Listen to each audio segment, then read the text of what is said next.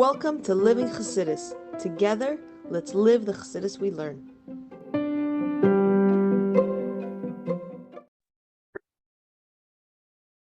Morning, everybody, and welcome to Chassidus in the Morning. 15 minutes to change your life. Look at this Aleph, Vayigash. I just wanted something to think about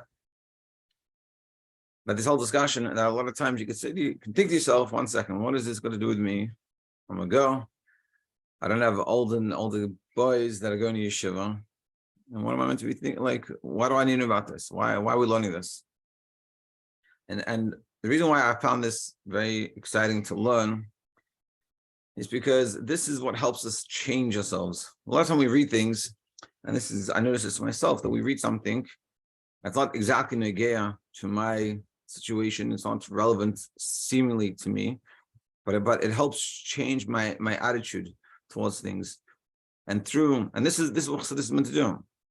The long, short way. You learn things, you misburden on things, you internalize things, and that changes you. And for the better, Mitzvah Hashem. And so too here, I'm talking about how Yehuda sort of yeshiva, what we're trying to bring out here, and how important yeshiva is. Because a lot of times we either don't have an opinion, or we have this distorted opinion, or we've heard from someone else that they said something, and that's all we have. So this is knowledge. So I'm trying to bring out knowledge coming from the Rebbe, showing us the Rebbe's shitta on how, and this is Judaism shitta. I have to look at it and I have to internalize it, and this is sort of why we're learning it. And of course, also means for ourselves, we should have a yeshiva within ourselves, in our day, in our lives, that we have time that it's set, and we realize that the continuation of our existence as from Yidden is dependent on setting times to learn and having our own personal yeshiva within ourselves. Stop, just a side, as our Gordon says, push the pause button. Okay. So we were saying yesterday that Galus Mitzrayim, it was very difficult for 4 reasons. For 4 reasons more difficult than any other Galus. One was because the Galus Mitzrayim was the first. There was no Galus before this. And it was also because it was before Matan Torah. So it didn't have that same level. Even when they did learn, the level of learning didn't permeate and have an effect as much as it did after Matan Torah. Then you also had, it was every single Yid, like it says, that Hashem did a kindness, spread us out. So therefore, normally when Galus were spread out, so one person can't do anything. Like in communist Russia, they couldn't do mitzvahs properly. So us in America that can, or in the free world that can, we're sort of counterbalancing and helping them. But in Galus Mitzrayim, everyone was there in one place, and to the extent that this is even an Eved couldn't leave them there. And that was the fourth thing, that even that it was all stuck there and couldn't go out. And so it's very miraculous. The whole Galus Mitzrayim was very miraculous. But nevertheless, with all these difficulties and all these hardships that happened, the Yidden still always had learning. Now, hey, we already said many times, I'll say this again because it's so powerful, that Torah Chas Hashem Sefer History. Torah is not a history book. Some people learn Torah and they look at Torah as like a history book. Let me learn the history of the Jewish people. Torah, it's very important to realize that Torah is holy and Torah is Melashon Hira. Torah is there for lessons, and it's meant to teach us how to live our life, learn how to do Torah mitzvahs, how to keep halacha, how to connect to Hashem. And when we learn a pasuk in Torah, we have to work to sensitize ourselves to this. And when you hear this, and I'm sure we've already heard this a few times, you know how the Rebbe talks about always Torah Melashon Hira, Torah is not a history book. And I remember years ago when I was learning the sichos, religiously, like a few sichos a week, I kept on noticing this, and I said, why does Rebbe keep on having to bring this out? Like, I get it. And I realized the Rebbe is trying to ingrain it within us. And so to this little vart, the Torah is not a history book, we have to ingrain that within us. Even every story and even every letter in the Torah is a lesson for all times in all places. So how does this whole story of building the yeshiva, Yehuda making yeshiva when Yaakov came, what does that all mean to us? Now is not the right time for having yeshivas.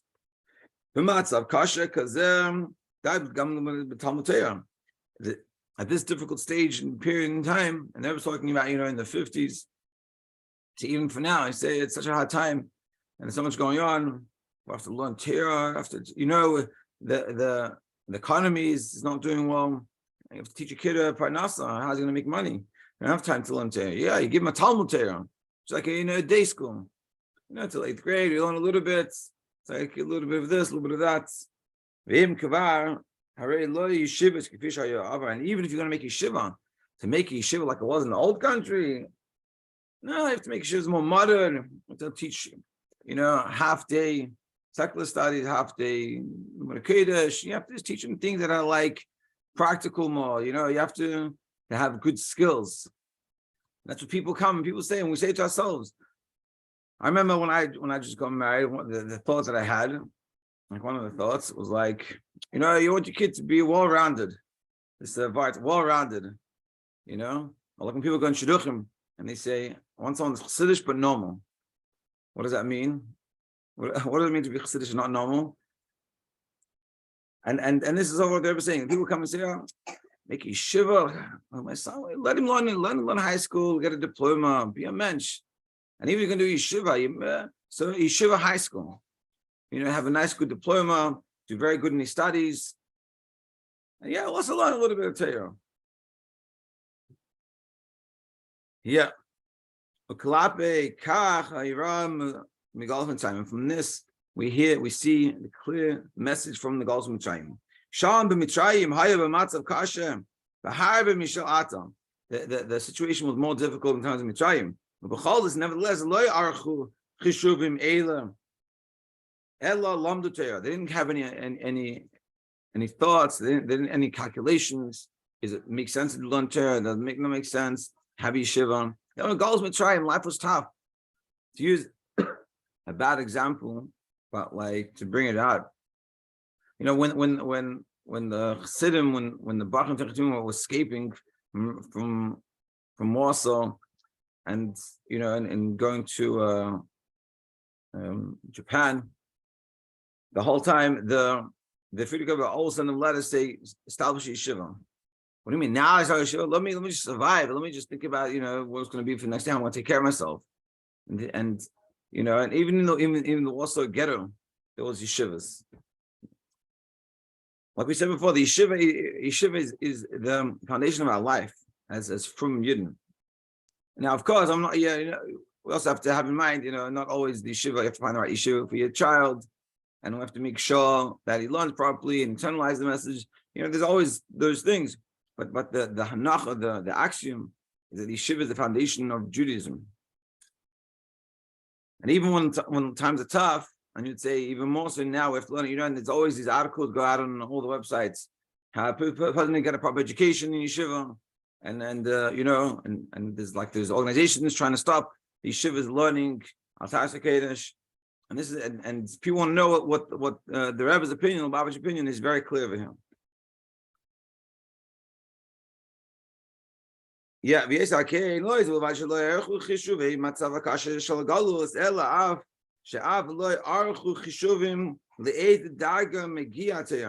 not just they didn't take in consideration the reality of Galus that they were in, but even to the extent what level of Torah they're going to reach. Whether it's going to be the source of creation, or even higher than this.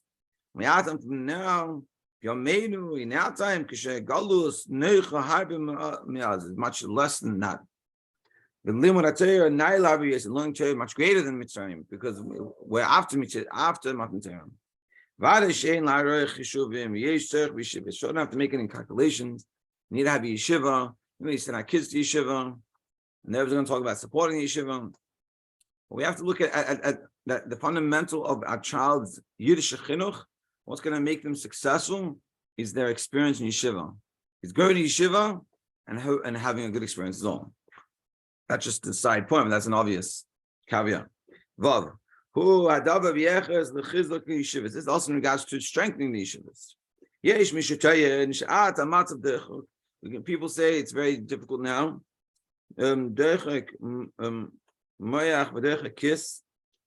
we're very, our minds are very distracted, and also financially, so much to support, to support all the Chabad houses, and want to support all this, my friend, and this and that.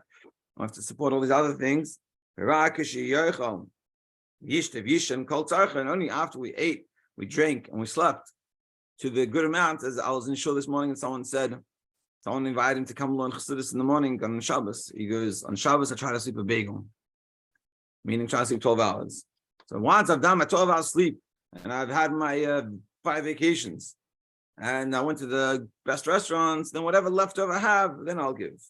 Yarviach like and bekistay yitin yeshiva va'av yivatzei misus nefesh yitin es yilad of the yeshiva ad gil shleish shtei shana. I'm having misus nefesh. I want to support the yeshiva and send my kid till he's 13. But la'adam zeh yesh leima, to such a person we have to say to him, Mitzrayim hoyis the galus kashi yesim. Mitzrayim was a worse galus, but much more difficult. There's much better excuses to not send your kid to yeshiva. I feel teven mishalahem lehaylud. They didn't have any their own grain. Haya leim leshetet b'medina zara lechapes teven b'sha shanegshim amdu b'shait al hareish v'al aksaf. They had to have they were backbreaking labor, and had to get food from other places, and it was just their whole life was very difficult. We live in a much more abundant time than any other history in the world. Limari says, nevertheless, they didn't have their own grain, but they had their own yeshivas. Another example of this is a lot of the Rabbanim, we were talking about this before a little bit. A lot of the Rabbanim, a lot of the Talmidei Chachamim and the Mashpirim that we have in Lubavitch, and over the last how many years, a lot of them came from the underground yeshivas in Russia, in communist Russia. And that's also the Frierdiker Rebbe, when he left Russia, while he was in Russia, what was his main thing? Was building underground yeshivas. So the kids could learn, and people had Mesiras Nefesh, so the kids wouldn't be found up in the government, so they could send the kids to yeshiva instead of learning government-run schools. And if you think about it, in those times, it was much easier to not do that, to just let them go. And they had Mesiras Nefesh, they had literal Mesiras Nefesh for that. Nowadays, when it's much easier, and the time period is much easier, for sure, we should do this. It never says, with I'm not talking about a person like this is the problem. A person comes and says, you know what, I'll have Mesiras Nefesh, and I'll send my kid till he's 13. But once he gets older, then not. Yeah, we'll finish it for today. I'll continue tomorrow. And again, like I said in the beginning of the class, it's very important while learning this to build our mind to understand what is the importance, how important is yeshiva, and what's the Rebbe's opinion about making yeshiva. And so we can think about it for ourselves and internalize this message. That when we think about sending our child to yeshiva, this is the best thing we can return to them. I'll tell you a quick story, actually, to finish it off. So when I was thinking about going to yeshiva, I finished public school, and I wanted to go to yeshiva, and so my mother didn't want me to go. Now, what do you go to yeshiva for? Waste of time. You learn some, Jewish history. You learn the Chumash, Jewish history. And I love my mother. She's a special lady. So my brother, which he did go to yeshiva, but he ended off not as frum as he was. So I was trying to convince my mother to let me go to yeshiva and help, pay. I didn't have any money. And so ended off the person that convinced her was my brother. Funnily enough, he was totally, he wasn't involved in yeshiva anymore. And he said it was a very good experience, and I gained a lot from it. And I think it's a good thing. She sent him. And that convinced my mother, if that's not keeping all these things, he's saying, yeah, you could go, should go. It's a good idea. Can't argue with that. And listen, I wouldn't be here where I am today. For sure, Liv Chassidus wouldn't be, and for sure, my Yiddishkeit would not exist. That's for sure without the yeshiva.